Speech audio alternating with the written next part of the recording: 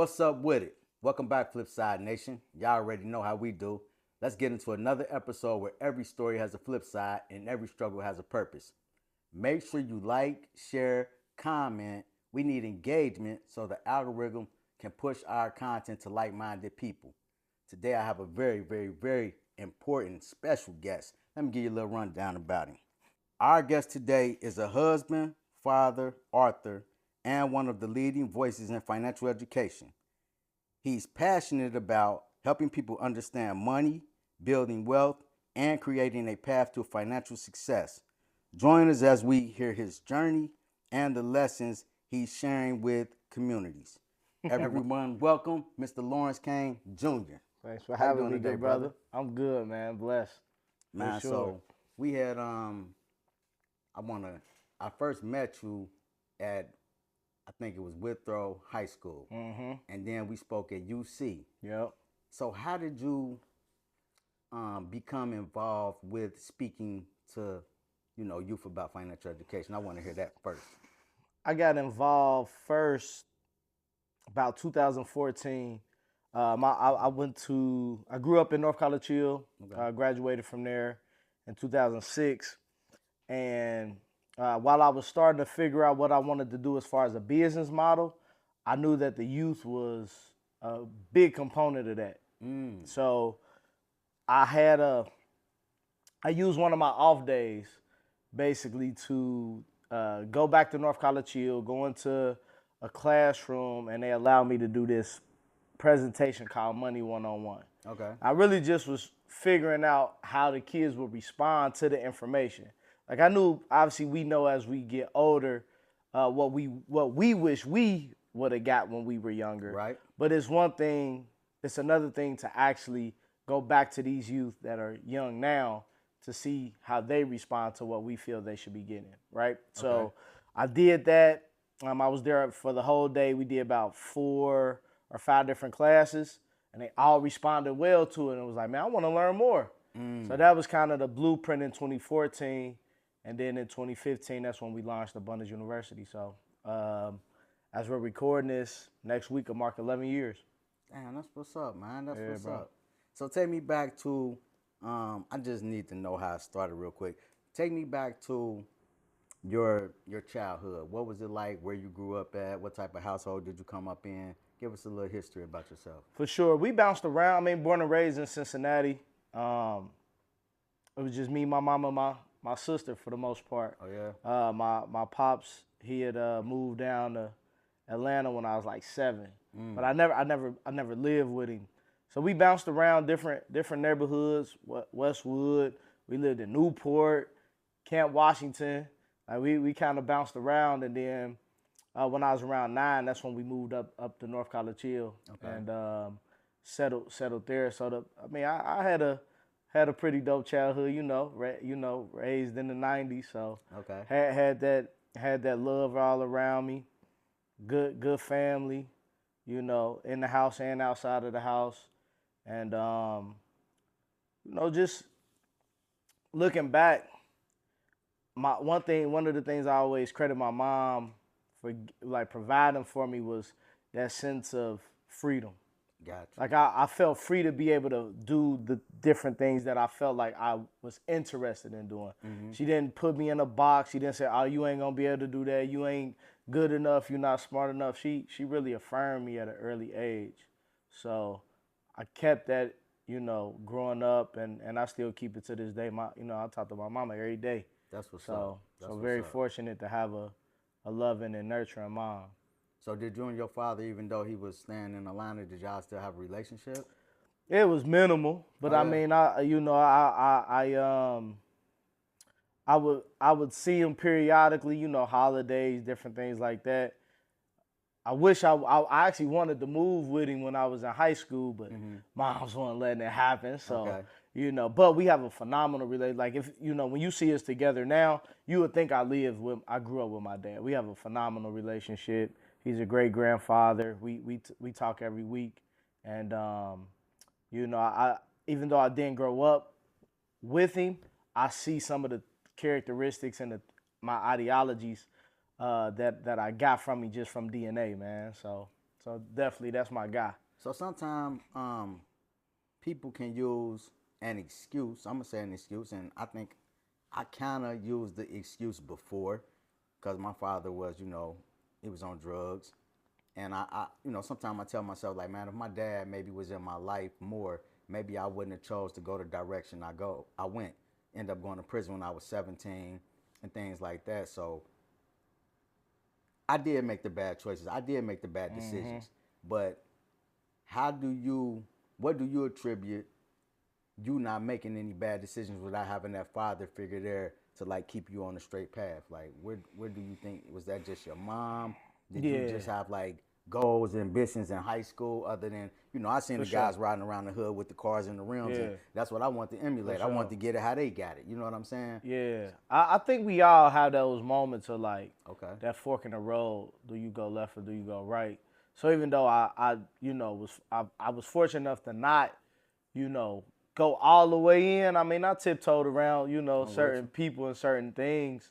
But I think ultimately, I think I had a good support system where I could just be light with the world. I didn't have to feel hardened. I didn't feel like I need to prove myself to anybody. Yeah. Like I was me, and you Gotcha. like it or love it. So I was like that at an early age, and I always loved being around people at an early age. So I used that to my advantage. So growing up in North College Hill at that time, it was predominantly white for the most part. Now fast forward 2026, it's predominantly black at that school. So just knowing how to navigate that, man, like navigate the relationships, navigate, the emotions that come with, feeling like you should have certain things in the household, and we looking at what your friends getting and what we not getting. Yeah. So, I think we all go through that. And I think for me, I just had a good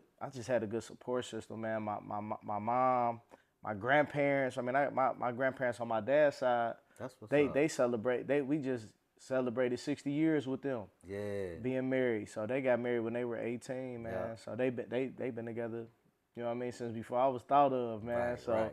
I always had that love around me, and I just carried that into, making sure that I focused on that, not what I lacked, not what what looked cool or looked like I can get it the fast way. Like I was like, man, I always say I'm gonna get mine. It's gonna take me a little longer, Yep. cause I just do things a certain way, man. That's that delayed gratification. Yeah, A lot for of people sure. out there, even now today, a lot of youth out there chasing that instant gratification.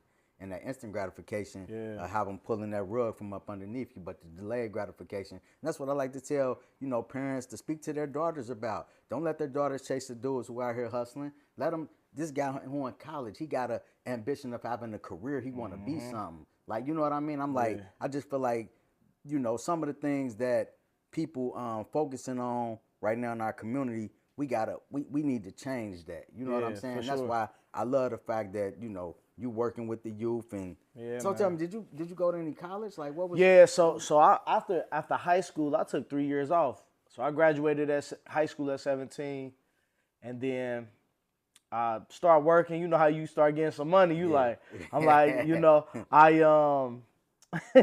I end up starting to work full-time job, part-time job. Was Right. getting money.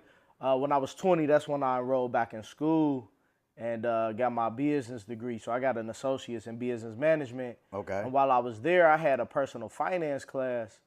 And at the time, I was working third shift, so I would do my homework while I'm on the clock. And I was done with the homework, but I was fascinated with the glossary. I'm like, what's residual income? What's this? What's that? Okay. Like, Okay. so the very next day, like I got off work at 6:30 in the morning, and I had school at 8:30. So I went to my career service department, and I told them like, yeah, I want to work at a bank. I want to learn about money, but I want to get paid to do it. That was my Exactly. mindset. Yeah, for So sure. she redid my resume. I applied at like 3 banks, got 2 interviews. My last day of college was on a Friday. I started at U.S. Bank that Monday. What? So it went like that. I was 21. Damn. So yeah, I got my associates in 16 months. So got a job. Yeah. You When did you start the what is called Abundance University. Yeah, when did you start that? Like, how did that come So about? that came about, I think, just so from 2010 to 2014, I was always in the financial space. So I worked at the bank, left there, I was a financial aid advisor for college, Antonelli College. I don't know if you remember that back downtown. I worked there for a year. Then I worked at a private lending company. Mm-hmm. And while I was there, that's when I was figuring out, like, man, a job really wouldn't pay me for my skill set. Like, I got a particular skill set that a job at that time would not compensate me the amount that I really feel like I should be making as a man. I like that. So that's when I go to North College Hill. I do the presentation. I'm like, okay, we on to something. Then I started using, in 2015, I started doing this series called Money Mondays. Every Monday I'll get on Facebook and you record a video. Yep. And June 6th, that's when I officially launched Abundance University, and I was doing financial literacy classes for adults and teenagers. Okay. Because the parent, we can't just teach the kids without equiping the parents to handle that too, right? I agree. So that's how it started, man. It really was just me figuring out what kind of product or service I can provide based on my skill set, not necessarily me going back to school, not me, figuring out, like, if I can start with no money and make something shake, like, then I think I got something. So again, I started with nothing, and I've been full time it'll be 7 years this year. So okay. Like I said, 11 years in the game. So a lot of kids just graduating. So I came across, you got the Wealthy Graduate Workshop. Yeah, the Wealthy Graduate Workshops, man. What exactly is that about? So we want to, when I look back on when I graduated, nobody was teaching us what to do with money. Mm-hmm. They was just teaching us go to college or go get a job. Okay. So with the Wealthy Graduate Initiative that we launched, the goal is to teach these kids how to save $1,000, invest $1,000, and build a 700 credit score. And if we can help them do that before they turn 21, mm-hmm. then they'll be way better off in their 20s and 30s than we were. Exactly. So that's the Wealthy Graduate Initiative, and again, we're doing weekly workshops. I'm writing a book called The Wealthy Graduate, and that'll launch next year, 2027. Right. But I think that's the focal point for us now. I mean, we've been teaching those three things. We've been teaching it on like a, just a practical standpoint. But I think our goal is to teach, 1,000 kids over the next year how to build that credit score, how to save, how to invest. And again, you think if they start at 18, 19, they know if they can save 1,000, they can save 10,000. Exactly. If they can save 10,000, they can save 50. So we just want to start that process earlier without them going through what we went through in our 20s of not knowing how to do these things. So that's how we rocking right now. And I think, like, coming up, I know I have some discussions on here, and we talk about, some people now told me, like, our parents was doing the best that they could with the information that they had. And I'm like, man, you know what? That's a good perspective, because sometimes people can maybe look a little down on their parents for not learning, simple things. Yep. But like I tell, I piggyback my kids onto my credit cards. Yep. Just to try to, like, even, I think I was about 14, I think, when I, started putting them on there, but I want them to come in there. When somebody told me about that, I'm like, oh, dang, I didn't go to school nowhere to learn it. Somebody told me about it. And that's one of them things that, even if my parents had good credit back in the day, they might not have knew anything like that. They know about the authorization. Like, simple stuff that's kind of like, and, I don't know, but nowadays, it ain't no more excuses like that. You got the internet, you got ChatGPT, so it ain't no more excuses not to know certain things nowadays. Yeah. But would you advise, like, parents, if they got a strong credit score, to at least piggyback their kids on Absolutely. Get them on that card as an authorized user. That's something we talk about for sure. We talk about the different credit builder programs. So Self has an organization called Self. They have a credit builder program. You can pay $25 a month for 2 years. They report all of it as a payment to a loan. At the end of the 2 years, you get your money back. So It's like things like that not only, some things just didn't exist when we were growing up. Like that. That didn't exist. It didn't even exist. Right? Okay. So, and to go back to what you were saying with our parents, our generation of parents, they were the ones that wanted to stress education. Because we already had the civil rights movement. Okay. So out of the civil rights movement, it was like, you got to be the most educated for them to take you serious. Mm-hmm. Then now the byproduct of that is, we got educated, but we in a lot of debt. We don't have a lot of assets, right? Like there's some things that looking back, they could have done better if they would have been, locked in on the wealth building piece. Right. But now we're the financial generation. We're the generation of parents that I'm not only gonna give you a life that I never had, I'm gonna teach you a life that you would never have to leave from. That's what I'm trying to do with my son. So like, my son here with me today, like he never had a job until tomorrow. He starts at a program here at the Urban League, but he already got $1,000 saved up. So now this summer, the money that he make in the summer, now we're gonna start that investment account. That's at 14, and every year until you leave my house, you gotta save $1,000. You gotta invest $1,000. I like that. Now I can do that for my son because he live with me. But we want to make sure that his friends and their parents are aware and they have access to my teaching. So that's why we're gonna be doing more classes, going forward. Where like you run into me on the street and you like, man, when your next class? Oh, it got to be in the next 2 weeks.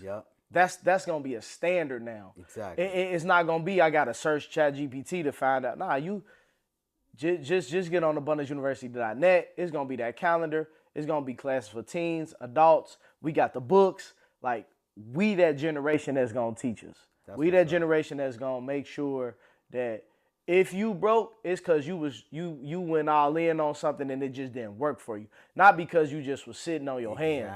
You know what I mean? And you was like, man, why my daddy ain't teach? Nah, we ain't got that no more. I'm with you. So that's the next step for us. Congratulations on the job too, nephew, man. I like to hear things like that. You know what I mean? For sure. We was up at the what's that, Mason? When I went up there to see my little cousin. Oh yeah, when we was hooping. Yeah, hooping up there in Mason. Yep. So he a hooper? He a hooper, man. He a hooper. He a little better than me at that age. Okay. Yeah, I seen you had the family up there, man. Yeah, that's a beautiful thing. And I feel like in the community, man, that's what I want.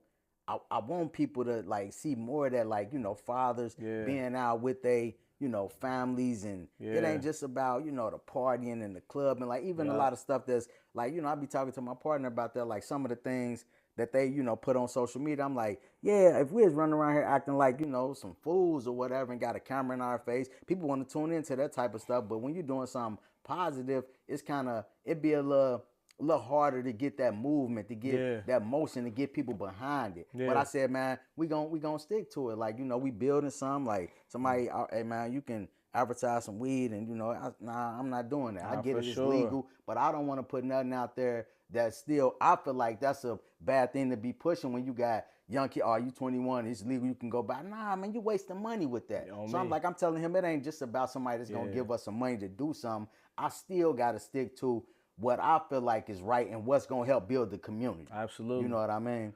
Yeah.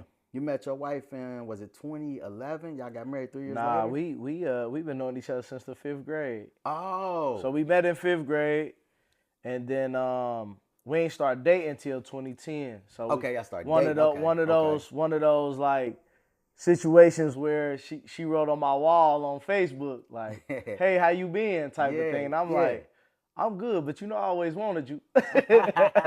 So you feel me? So it kind of sparked from there. So we've been locked in ever since. So it'd be 16 years we've been together, and we celebrating 12 years of marriage this year. Congratulations, man. Thanks, congratulations, man. I like to hear that. You got a nice, and once again, like due to the stuff that be on social media, some of the stuff, it just be, but your 50-50 perspective.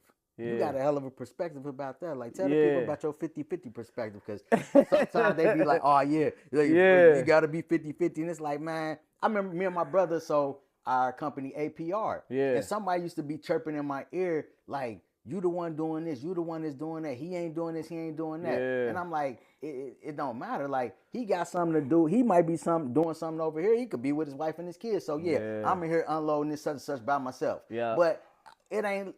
We don't got to be necessarily, we 50-50 partners, but we don't necessarily got to put 50-50 working. Exactly. Yeah, So when yeah. I seen that, I said, you know Yeah. what? I can't wait to ask you about that. So tell the people about your Yeah, man. perspective. So, I mean, with the 50-50, that conversation, who should pay what in the household? Is it 50-50? Should the man pay for everything?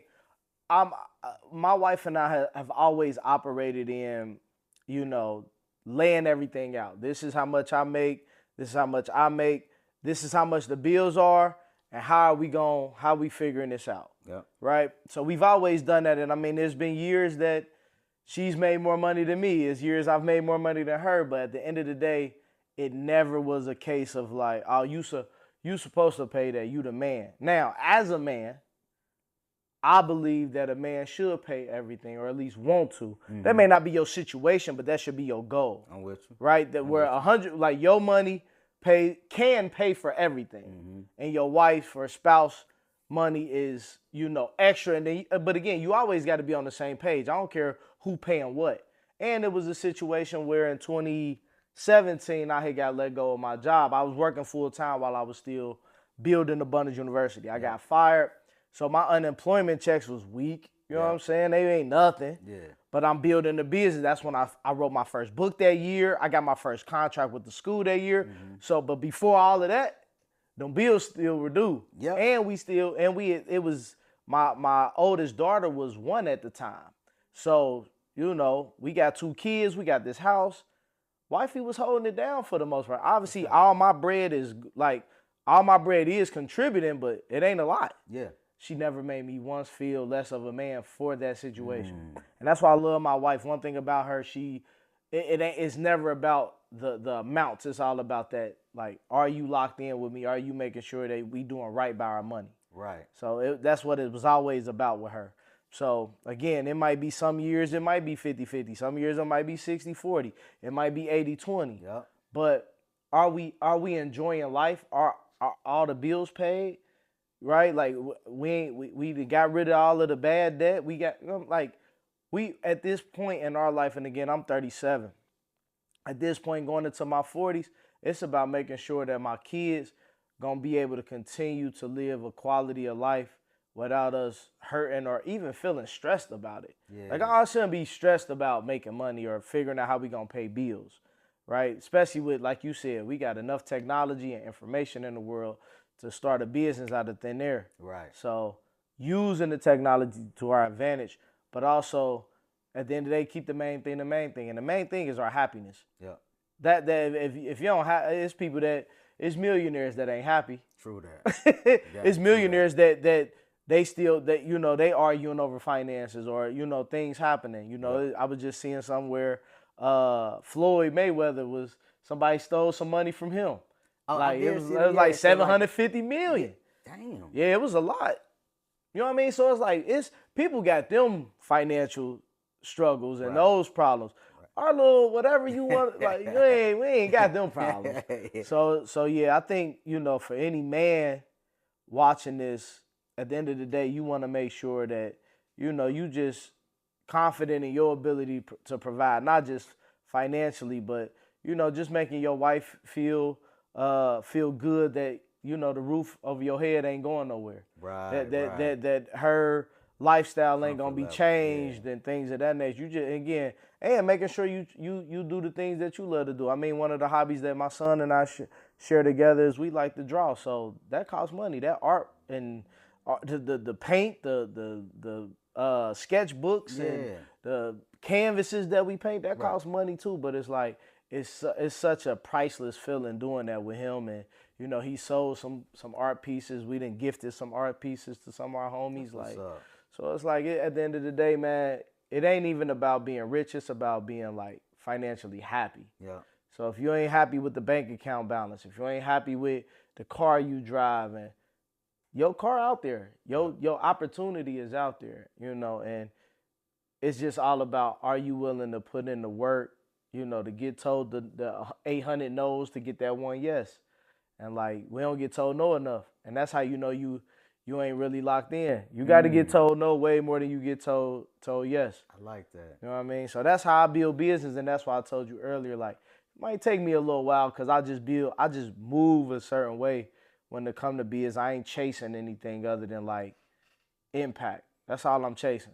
And you touched on telling the people, like, people think when you starting a business, like, it's hard. Like you said, you can be, some people got a job, still got that income coming in, but they steady pushing over here. Or like you say, in the sense of, you got that unemployment coming, but your wife kind of holding stuff down because you still focus on that big prize. You still focus on that, the long run game. And to have somebody there who support your mission, that's priceless. Absolutely. You know what I mean? Like, you need somebody behind you to tell you, like, it was a hard day today, but get at them again tomorrow, baby. You know what I mean? That support that a woman can, like, give you, it's irreplaceable. Absolutely. You know what I mean? And just how you speak of your wife, like you said, man, some years, she make more, some years I make more, and it's like, it's a union. It's supposed to be, we moving this mountain together. Yeah, man. You know what I mean? So I like what you got on, and I just want y'all to make sure y'all like, comment. This what we need more of. We talking about, like, the structure of family in our community. We need more of this. You know what I mean? Like, I just did one the other day, and I was talking about, like, woman on here. She was saying how her mother, she had a brain surgery right after she had her son, and her mother, like, took on taking care of her son until she was able to, get back right. And I said, that's what we need grandmothers to do. We don't need the grandmothers in the club, you know what I mean, partying and shaking, you know what I mean? This is what we need grandmothers to, grandmothers used to be different back in the day. For sure. And that's Big what Mama, not Big Lotto, Mama. not Lotto, not Lotto. You feel me? So you got 3 kids. You and your wife? I got 3 kids. Yeah, man. Kids? We got 3 kids together. Son, 2 girls, man. Yeah. When we leave here, we got dance recitals to go to, man. So we went basketball this morning. You know what I mean? That was smooth, and then so we been locked in, man. We got our family of 5. We call ourselves the Cain crew. The Cain crew. We enjoy life, man. Again, they obviously run our household right now as far as that schedule. But nah, man, it's a beautiful thing. I always wanted kids. I always wanted girls, man. And so it's been interesting, just being able to see their growth. Be that father that's there every day. Again, I didn't grow up in a situation like that. Yeah. So, me and my friends, we talk about that a lot, man. Just like how we are literally, our kids are growing up totally different than we did. But you know what? It's our job to be better parents to our children than our parents were to us. That's a fact. You doing how it's supposed to be. And Absolutely. It's like, that's the same thing we tell our kids. Like, as good as I was to you, I want you to be better to your children than I was to you. Absolutely. You know what I'm saying? And that's how you start to change. And I'm not just, we talking about, like, the culture. Yeah. We talking about the culture changing, because you don't want to never digress from the type of parent that you was. You know what I'm saying? Like, and some people are doing that. I'm looking at some people like, dang, man, you came from a good household, and, like, what happened to you? Yeah. Like, what are you doing? Like, you had your both parents, but you a deadbeat. Come on, man. Like, That what don't we even make doing? sense. My dad, 14 kids. Out of 14 kids, every one of my dad kids are great parents. And my dad only was there for, he was married to my mother. So he was in a household with me and my little brothers and sister. So he was the best parent to really us. The rest of them, nah, it wasn't even. I just found out, like, a couple years ago about somebody else that was my brother and stuff. Like, we still find out at this age. We still got somebody. My brother Durb, like, man, what you think, man? You want to hit dude up and tell him, like, I said, Durb, at this age, man, I don't want to, make dude feel a certain way about his mama telling him. Yeah. Like, people say me and him look like twins. So it's like, we kind of might know. Then we talk. I said, Daddy, man, why everybody keep saying that might be my brother? He like, well, man. Boy, his mama, they moved her mama away from me, get her away from me. I'm like, oh, so I said, girl, it's official. Like, you know what I mean? But it's like, how I'm 48 years old still finding out about siblings right now. But I love my father, man. I love my for father. sure, But man. And like I said, I love my pops too, man. Matter of fact, we talked yesterday. He called, like I said, he called. We go down there. He's sitting on a couple acres down there in South Georgia. Retired from the military. He was a military man, so he served over 30. I think it was 35 years, man. So yeah, fought in a couple wars, but He retired when he was 55, man, and he been doing good, man. So, again, he a great grandfather to my kids, That's man. what's He up. check in on us every time he come up. He'll come up for a week. He make sure he spend time with us. Yeah. So again, I'm that guy. I don't trip on the past because I can't change it. Okay. So I'm always either in the now or the future. Mm-hmm. Like I ain't spending a day in the past. Gotcha. Like I can't. Like Yeah. I got too much to live for now. Again, I got a beautiful family. Yeah. I appreciate everybody who support my brand. Yeah. Like, you feel me? Whether it's coming to the workshops or even like, we got the Invest in Black Women merch. Like, people buy that. Mm-hmm. So it just be like, why trip over stuff that you can't change? Like, you know what I mean? Some of us still tripping on money we spent 2 years ago. We wish we could get it back. It's still out there. You just got to go get some new bread. But like, yeah, man, I agree with you, man. Like, our job is to, live the best life that we can, and our children experiencing the love that we show them every day, man. That's gonna be priceless. I just hope one day my kids can, they gonna have them conversations, right, with their friends and college roommates, like, and they gonna get that aha. Well, hey, I actually do got some great parents, cause I can't relate to you. You know what I'm saying? So, and that's how I feel with me. Like, my mama, like I said, my mama, she crazy, but that's my mama. She support me. I mean, my first workshop, she was there. Okay. You know what I'm saying? My book signing, she there. You know what I'm saying? When I get awards, I got an award through the Urban League Young Professionals last year. Mm-hmm. That's who.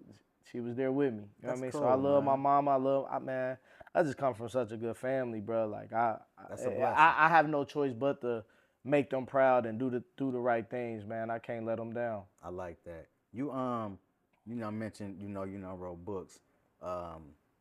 Which, if you had to name like a favorite, which book would you say is your favorite? Out of mine, or like a book in general? Oh, yours that you wrote. I would say that first one. I think the first one is just like, it's almost like, me and my son was just talking about like the NBA finals and stuff. Like, you hear a lot of the greats always talk about like that first championship is always their favorite. I'm with you. You know what I mean? So I think that first book, I just think of where I was at in life. It's 28. Again, I was figuring out business, and and I got and how it came was just so like ordained. Like, I just and again, that was 2017. 2026 people still buying the book. I ain't made not a revision to it. You know what I mean? So it's like, it's standing the test of time right now. It's a principle-based book. What's the name of it? Money Seeds 30 Financial Principles. So I wrote that book. It's a principle-based book, man. And again, a lot of those principles I literally live by. One of the main ones is judge each day not by its harvest, but by the seeds you sow into it. So, it's an African proverb, but it's a money seed, man. It's like, what can I ain't getting no no's yet. Let me go knock on some doors. Let me send some emails. Let me follow up. Like, what's the small things that you can do with your day? Like, yeah, you may not can be at the gym for an hour, but you can be at the gym for 20 minutes. Like, it's just small things, man. Like, I just, that's my favorite. I think my most proud book, though, would be my one that's it's our children's book called Little Lawrence Goes to the Bank. So we made that. It's a children's book that I wrote, and the main character is my son. Yeah. And that's the one I'm most proud of, because I think it has a lot of symbolism in it. My first job out of college was a bank, and he was, when I was working at the bank, he was born. Like, it's just a lot. So, but we actually working on the second edition of it called Little Lawrence Starts His First Business. So that's going, I think of it like the Berenstain Bears. You feel me? Like, yeah. I want it to be like that, where it's going to always be around in rotation. So yeah, that's the one I'm most proud of, though. And how would somebody tell FlipSide Nation how they order your book? Man, you can go to abundanceuniversity.net/books. We got all of them on there. And I think 3 of them have audiobook and ebook access as well. So definitely support. Get one for you, your family, your cousin. They a good graduation gift too. So, you know, we in graduation season as we recording this. So whether it's a college graduate or a high school graduate, it's a book there for them, man. And something for the younger ones. And we got the baby, the kindergarten too. Yeah. They graduate from preschool, get them the little Lawrence book. I said, okay, I seen that. I was like, I said, dang, that's what's up. Cause I said that's we need to start them when they're younger, man, with the type of stuff read. And that's why, like, sometimes I look at myself, like, I'm like, damn, man, I done got old and I done turned into a hater. Because I look at shit like the Finesse 2 Times dude. He on here and people got they little 4-year-old kids emulating him for noodles and the jelly. I'm like, man, what are y'all doing? This is stuff y'all got y'all kids on camera doing. Why don't y'all have them on camera reading a book about financial education or something? Sure. And it just frustrates me. And I'm like, I get it, dude, getting money off the views and all that. But like women, y'all got y'all 4-year-old kids on here emulating this. It's like it aggravates me so. I know sometimes, man, Vic get tired of me. He be like, man, damn. He be like, bro, why? Sometimes he be like, man, that conversation right there, we should have put that on film. And he know I'm serious because I get passionate about it. I just get upset. Like, why are women having their kids like emulate this type of stuff? It doesn't make sense. Now, you pushing a book like that, like make a reel with your kids sitting here, how I'm gonna become financially this, and they sitting there reading it on camera. But guess what? That ain't gonna get no likes. But if they got their kid on here doing something ignorant, that's gonna get all the likes. So it come back to our community, like what we value, our value system, man. It needs to change, man. I'm talking about, like, you know, even when I don't be, you know, getting too much deep into, you know, religion, because, you know, whatever somebody doing, if it's gonna make them be a better person to live right, I'm cool with that. But back in the day, like, you know, our grandma and them, we was going to church and stuff like that. You know what I mean? But it's like now, it's just like so many things in our culture have just became about, I don't know if it's like the, you know, the vanity because people got the cameras in their face, want the camera. Some stuff I see people doing, like, would they really be doing that if it wasn't a camera in their face? You know what I mean? Like back in the day when cell phones was rare or when people had beepers, it was a different time. You know what I mean? So for sure. I think it is a performative piece to it. You know, it ain't always about being it's about being likable. You know what I mean? And not likable like I like you, but likable as getting them likes. Right. You know what I mean? So that if this is if people would enjoy this or subscribe to, again, it's just like that 50-50 argument. Like if I wanted to rage bait, click bait, whatever you want to call it, I can easily get on Facebook and be like, yeah, if you ain't a man if you paying 50, I can easily say that. It's gonna trigger people. Then it's gonna be 500 comments. But if I say, you know, hey, make sure your son's saving $1,000 this summer, that ain't gonna get a lot of shares. But that conversation about that 50-50, oh, that's gonna go crazy. It is. It is, man. And like, I don't know, but so to ask you, like, and you know, I don't know much about other cultures. I'm gonna say that, like, you know, Asian people, whoever else, Indian people, but it don't seem like that they, like, as a whole, participate and indulge in that type of stuff. And don't get me wrong, everybody from our community not on that type of stuff. Sure. Like, I was telling Vic, like, he's like, man, did you see this? Or I said, man, I ain't never followed none of them gossiping sites. I can't think of what they all be called, but I'm like, I don't follow that type of stuff, man. I come across stuff, hearing certain stuff, but I don't follow that type of stuff. That's not me. You know what I mean? I'm all about what can we be doing out here to better the community. That's why I was at the, you know, speaking, telling people about the bad decisions and the bad choices that I made. If I would have knew, I could have gotten in trouble for being around the corner while I crime. I purposely said, okay, I'm going to stay around here because I'm distancing myself away from the crime. But really, I still was a part of the crime. Like, if I wouldn't, I could have just started walking down the street and I wouldn't have had nothing to do with nothing. Would have been straight. Yeah. So I go around. I don't mind telling kids my story. I tell women, hey, your kid got a problem, or you having problems with your kids, like, call me, give me a call. Hit me up on Facebook. I send you my number. I ain't saying, oh, this is going to be with a price with it. Like I said, some of y'all respect people that show y'all they got money more than y'all respect the person who trying to teach y'all how to get some money. Nah, for sure. This past summer, it was a couple months ago, we was doing a complete gut. So I'm like, anybody interested in learning about real estate or like flipping houses, this gonna be a perfect project for you. Like we had to gut the house, had to get the architectural drawings done, pull the permits and everything. We're gonna have to have all new electrical, HVAC, plumbing. So I said, y'all can come by every week. I'm gonna show y'all what's been done, tell y'all what the plans are the following week. Give you the come by and see game. it. Give you the game. Guess what? People's like, man, they ain't gonna respect that because you're doing it for free. And I'm like, just if you interested in this, come and learn this. It wasn't no price tag attached to it. Somebody like, man, they ain't gonna respect it because they thinking because it's free, they ain't gonna learn nothing. And I'm like, that's wild. That's that value system. I think to answer your question, I think other cultures have different value systems than us. And I give you an example. So we do this. We got this presentation we do for finances, and before we do the presentation, we do this big game called Show Me the Budget. Okay. And it's about 24 different expenses, whether it's hard bills or just lifestyle expenses.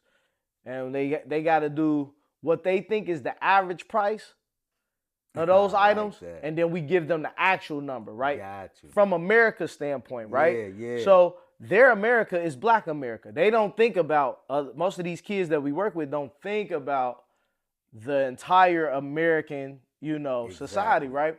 So one of the ones that always throw them off is the shoes. The shoes. So they'd put what they did. They'd be like, man, at least $300-400. Yeah, they going month? like some. Oh, $300-400. Okay. So then I'm like, I already know it's about to throw them for a loop. Right. So we go to the slide, and it say the average American only spends $33 a month for shoes. And these kids go crazy. Because they thinking about J's and... I said, you thinking about you. Yeah. You think about what you value. Right. I said, I worked with some guys at the factory. They get one pair of shoe a year. Yeah, you feel me? So that average, if he's spending $120 on a shoe, that average per month for the year ain't nothing. Yeah. But you want to spend $120 every time you get a shoe. That's why you always see me at Burlington. Because I'm showing them, I'm going to buy shoes. I'm a shoe head. Yep. But every shoe not going to be $200. Exactly. And then when we get into these kids want the designer shoes, the Off-Whites, the Rick Owens, even though Rick Owens ain't even, for me, them ain't designer, but it is designer for the kids. Okay. But like when we get into that, like, you got that, if and that's why, and you gotta charge nowadays, because if these parents gonna invest money and they kids getting fly for prom, they kids getting fly for homecoming, they kids getting fly for any reason, invest in something. You can invest in these classes. You can pay $15 for this book. Right. And I ain't gonna feel no type of way if you don't. Right. But guess what? This information is at your fingertips. Just like you add to the cart those Rick Owens, you can add to the cart this Money Seed book. Right. Just like you on Shein trying to get your daughter Shein cart paid for. She got $500 worth of items on there. You can invest $500 in her learning how to become an entrepreneur at these classes. And I ain't the only one that offer classes on how to make money, manage money. It's a lot of classes out here. I needed to hear that perspective. I did. I really need to hear that perspective, man. Cause like I always told myself like I would never be like rich because of I'm too like even when it comes to running a business, man, I done found myself in this scenario like a bunch of times to where somebody needs something done, they ain't got the money to do it. Yeah. And I put myself in them shoes and I fuck around and end up doing it, you know what I'm saying, for free or, you know what I mean? And like, I think, there's a time like, bro, man, like your heart too big. Like you be trying to help too many people and it's like, you got to really survive yourself. Yeah. You know what I'm saying? And like, sometimes I might put myself last but then I'm gonna swing it to the flip side, in my opinion. So I told Daryl, I said, man, you know what, man? I was on the kidney transplant. I was on dialysis for 2.5 years. And then I got put on the transplant list in December. I actually got called for my transplant. I was only on the transplant list less than 3 months.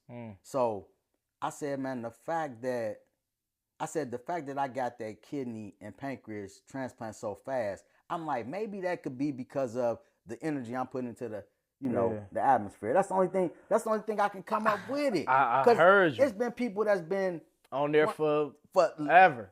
forever. Yeah. And I'm like, this came to me this quick. So I'm like, it made me be like, dang, do I want to change? Like, no, you never want nobody to use you. Yeah, It's for one sure. thing being used. Like, that's a different thing. But like I tell some of my guys, I said, listen, man, these people can't afford, like, you know, some of these people you working for that got these houses in Indian Hills, they can be like, we about to order some $60,000 cabinets. My wife tired of looking at these. Yeah. And I'll be like, what? Yeah, for sure. Like, they just change them just to change them. Yeah, just cause. When we fixing cabinets, it's because the hinges and all that stuff broke down. And these people really don't even got the money necessarily to fix it. Yeah. So I be having to change their perspective, like about when you dealing with these people that got a whole bunch of money, it ain't the same when we go into some of these communities. And it kind of like offset. Like I think we both are in that same mode of like, we gonna get our bread from the people that got the bread, and we gonna, you know, pour into those and give people opportunity.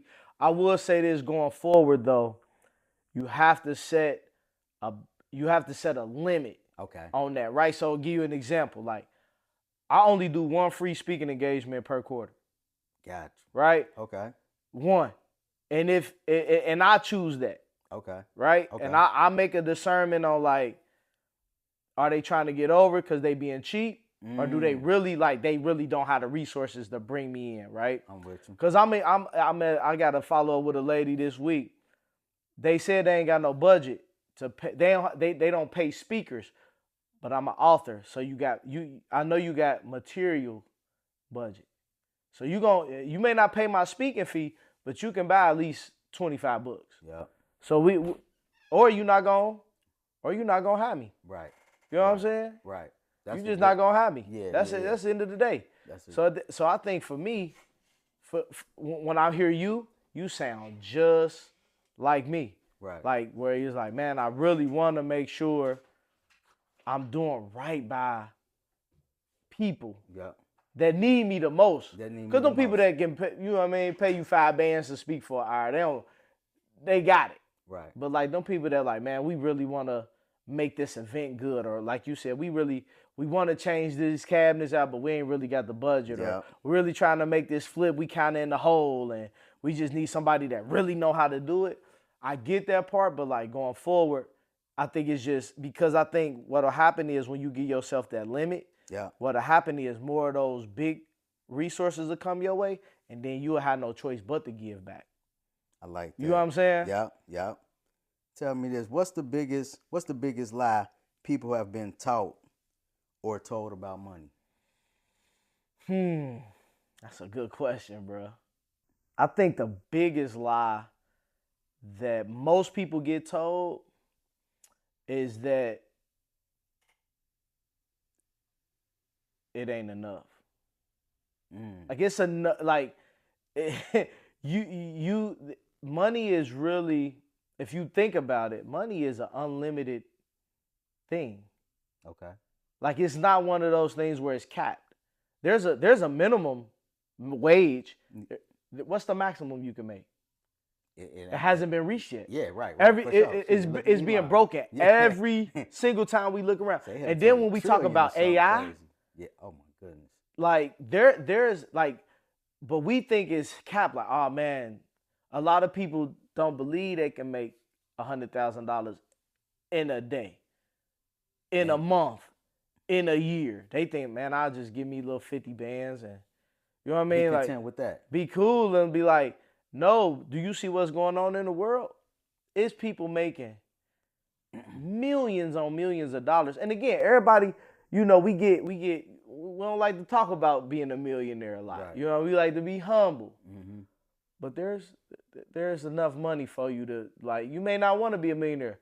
I mean, but $800,000 a year won't be bad for you. For sure. You know what I'm saying? So it's like when we talk about money, we almost talk about it from a scarcity standpoint. We don't talk about it from like, man, because even when you look at your business plan, you always going off your minimums. Like, all right, well, if we just got this many customers, we'll be good. If we just made this much, we'll be good. And it's like, no, I want to be great. I want to make the max. Exactly. Like that's where I'm at right now. Like I want to make the max. I'm not just about to sell books. I'm not just an author. I want to get paid. I want to get a contract for every bill I got. Yeah. You know what I'm saying? Like I'm looking at the bills. I'm like, I need to be at a school for every single bill I got.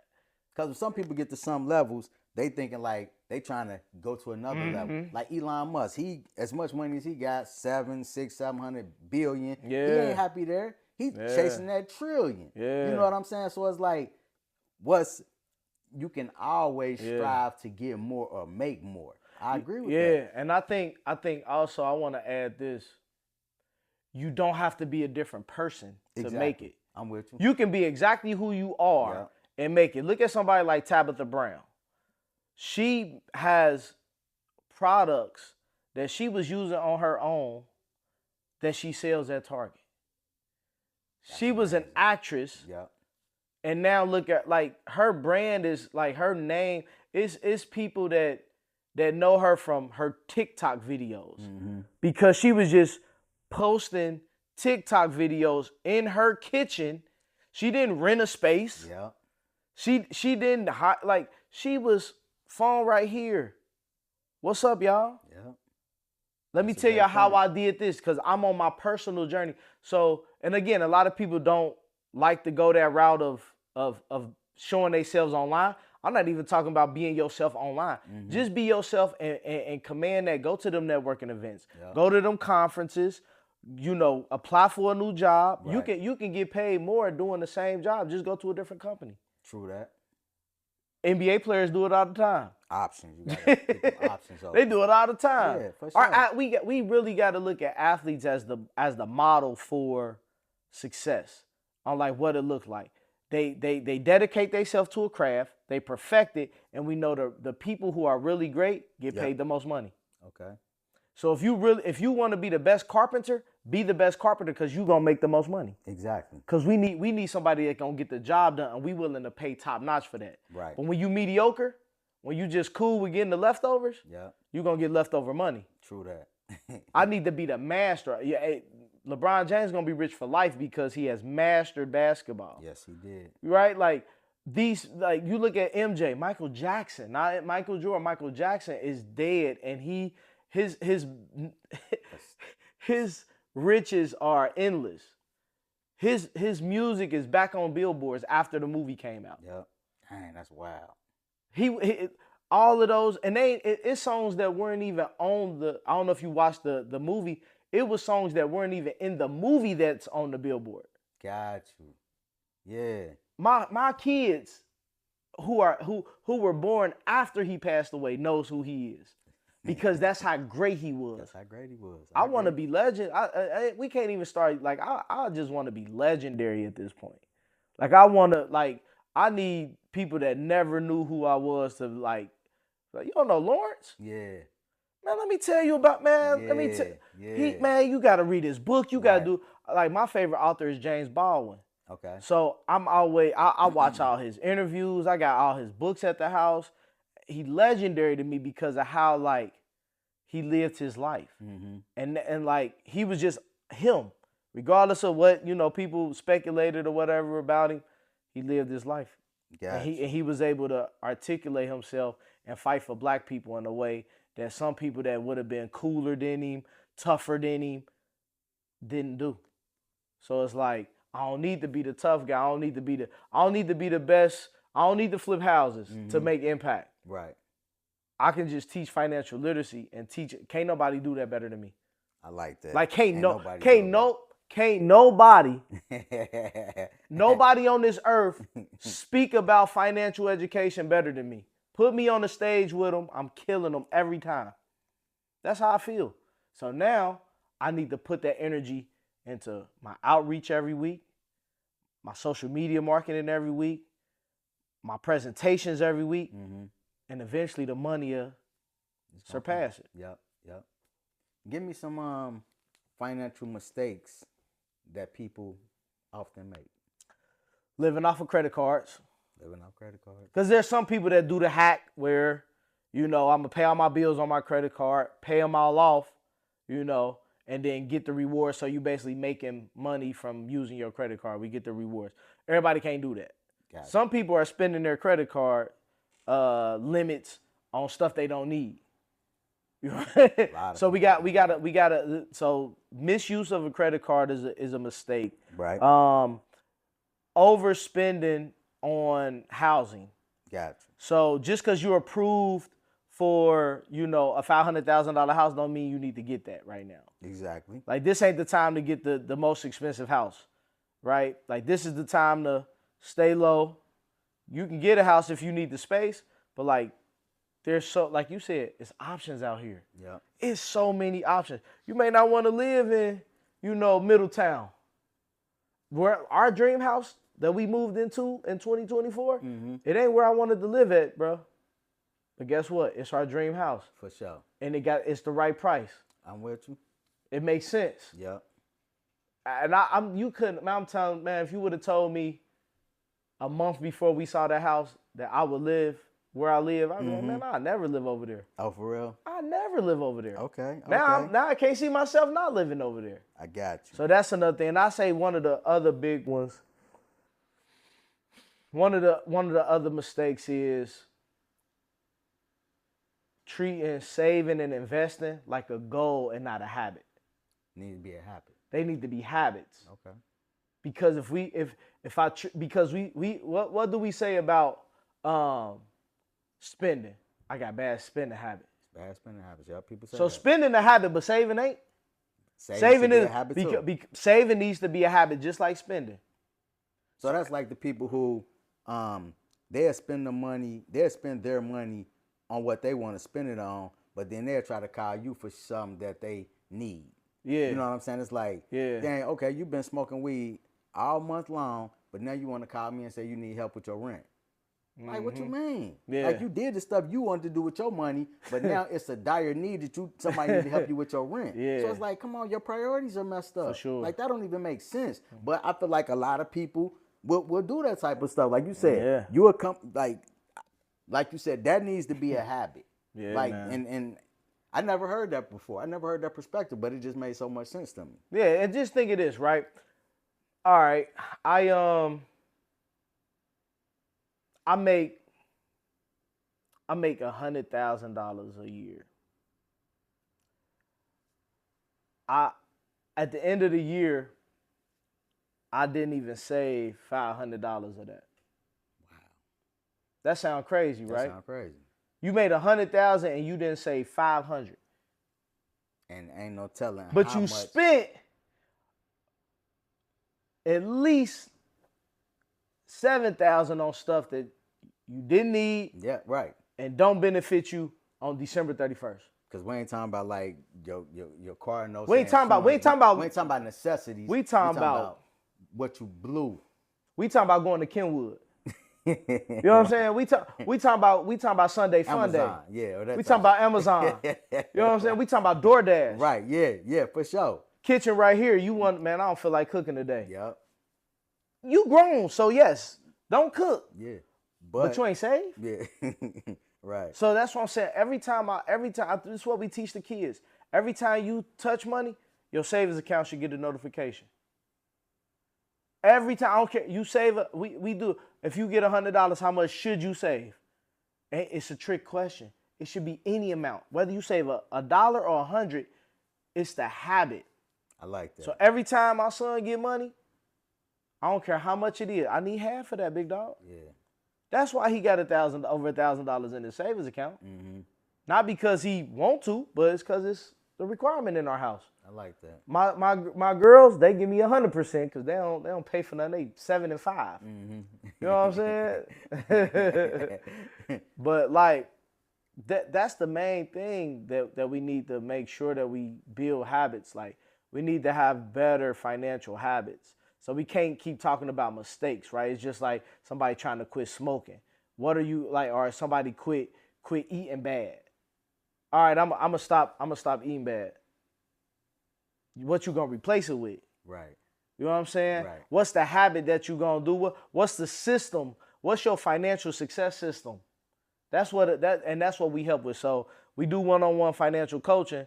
So that's what we're trying. I'm asking the questions so I can see what current systems you have or don't have, and then now I'm trying to make all right, you just need to do this. All right, well you get paid. Yeah. How often you get paid? Oh, you get paid every Thursday when your bills due. So you need to write down every due date because we know what bills we pay. We may not necessarily know when they're due. Exactly. And sometimes just changing the due date can help the money stretch a little longer. Right. You know what I mean? So it's those small things that we try to clean up. Again, stop using credit cards. You know what I mean? Stop overpaying for stuff that, like, we know you need stuff or want stuff, but like, don't always pay full price for things. You know what I'm saying? I'm only paying full price if I'm supporting a black business. If it ain't a black business, I'm looking for a deal. I'm with you. We got the opposite. You said something I wanted to touch on, because most people say that they teach like financial literacy, and you said you teach, is it financial success? Yes. But most people know it as financial Yep. literacy. Yeah. I like that. That's man, different. because I mean, literacy is like, oh, I know. I know. People know how to cook, but do they know how to make good food? Yeah, it's a difference. You know what I'm saying? Like, you know the ingredients, but do you know how to cook? Like, so you know how to cook. You know how to cook. Yeah. Because I remember a long time ago, I tell a quick story. Some guys was doing some work at an apartment for us, and my brother was like, so dude, he's like, man, he finished. So I go up there and trusting him, I pay him. Later, like I'm saying, a couple days later, I get a call from the apartment, the complex manager, and they was like, hey, this apartment not finished. I'm like, what you mean? I like, it got to be finished. I went up there and looked at it, and I was like, what? I called him, and I'm like, man, what you said this apartment? He was like, oh, no, I was done, but I wasn't done. I say, what the fuck do that mean, man? My brother like, man, that's that new slang. I said, you was done, but you ain't done. That don't even make no sense, man. Bro. Like, so I'd be like, that made me think about that. So you can cook and you can cook. Yeah. But I like what you... Like what you, I mean, and again, I think, financial literacy is that gets me in the conversation. That gets me in the door. That gets me the meeting. But like, I teach financial success. I like that. Like, again, my wife and I have been married for 12 years. We have went from the 1-bed room apartment. Yep. We didn't got the 3-bedroom apartment. We didn't had to stay with the in-laws while we got our money and stuff together after we got married. We didn't got to start a home. We didn't flip the starter home, got the dream home. Yep. You know what I'm saying? And we did it without taking out a crazy amount of debt. We ain't, you know what I mean? The house ain't upside down. I mean, our starter home, it doubled in value. We was there for 9 years. You know what I'm saying? But we didn't overspend on areas. My biggest vice is literally shoes, bro. So I don't smoke, I don't drink, I don't buy expensive like nothing. You see, you know what I mean? Yeah. Apple Watch, man. I know who I am, and one of the principles in the book is self-awareness to help you achieve financial success. So you gotta know yourself first. You gotta know, what do you like to spend your money on? What would make you lock in? You know what I mean? Don't lock in when you only got $100 left. Lock in when you up 10 bands. Right. You know what I'm saying? Like, lock in when you got a lot of opportunity. Don't try to lock in when it's scarce. Right. And we gotta get out of that scarcity piece, man. That's when we do our best work, is when it's last minute. Like, you can't do that with your money. You know what I'm saying? That's only homework. All right. So I got this is a good question. Someone watching right now is living paycheck to paycheck, right? Mm-hmm. What's the first thing they should do this week?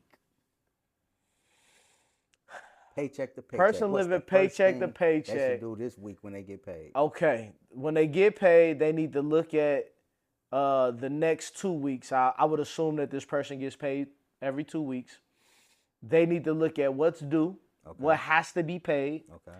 They need to look at what needs to get paid next check, and then they need to look at how much money do they really need to make per month to feel light. Because right now I feel heavy. Paycheck to paycheck is heavy. Mm-hmm. So I would say they would do those things. And then not just write out that dollar amount of what they need, but what's the plan to get to that dollar amount? Because obviously this dollar amount ain't working. Right. Whatever. Let's just say it's $4,000 a month. This is what they making now. They probably need $6,200. Let's just say that's that number. How you gonna make that extra $2,200? You got to look at your calendar. You got to look at your skill set. You got to look at your resources. What meeting can I have over the next 2 weeks that'll get me closer to $6,200? Okay. Right. What action can I take without anybody interfering with it? right? Is it getting on ChatGPT or Claude or Gemini, whichever one you want to use? Is it me researching? Is it me getting they got free certifications for AI. That if I'm gonna get a new skill, it need to be something that I can use right now and in the future. AI is gonna be that thing. I like that. Right? So I'm looking at not only my numbers, but I'm also looking at my resources and figuring out how can I, because it ain't, again, living paycheck to paycheck, you're not going to change it in one cycle, right? It may take you 6 to 12 months to like really get out of that hole that you're talking about, right? Mm-hmm. You might have to cut some bills out, Yep. right? You might have to downsize. You might have to move into your parents' house and lock in for a little minute, Right. And again, you can't think. I always look at Gary Vee. He always talk about the micro versus the macro. Like micro, you can look like you a failure right now. Micro, it ain't gonna feel good you having to shift your life like that. Right. But where you trying to be in 10 years? Exactly. You know what I'm saying? That's what you got to look at it. So, the person that got a paycheck today, that it ain't the math ain't mathing. Now you have to be the best mathematician and really get your numbers right, get your resources right, and then execute. Share your socials with the people, man, so they can follow you, man. I'm everywhere on every social media at Lawrence Cain Jr. Again, that's Facebook, TikTok, Instagram, YouTube. I'm everywhere at Lawrence Cain Jr. Also, our website, abundanceuniversity.net. That's where you can get the books. You can book one-on-one financial success sessions. You can also tap into our old. We used to have I don't even know if you know this. We used to have a podcast called the Money Mondays podcast. So if you don't got no money, but you need to get the game and you want it from me, if the videos online ain't enough, you can listen to the Money Mondays podcast. It's on Apple and Spotify, so you can tap into that. That's what's up, man. Listen, FlipSide Nation, this was a very informative podcast. It ain't no reason why how many ever views we should get that many shares or that many more shares, because you need to share this out to somebody. It's somebody besides you that need to hear this information that was shared today. This the type of information somebody who, love y'all, who love the community, who is giving back, not trying to give back. This is something that's going to be able to benefit you, going to be able to benefit your kids. So that's what we got for y'all today, man. Thank you, brother, for coming on. Appreciate you so much. Y'all know the motto, stay down till you come up. Peace. Powerful, brother. For sure, bro. Powerful, man. That was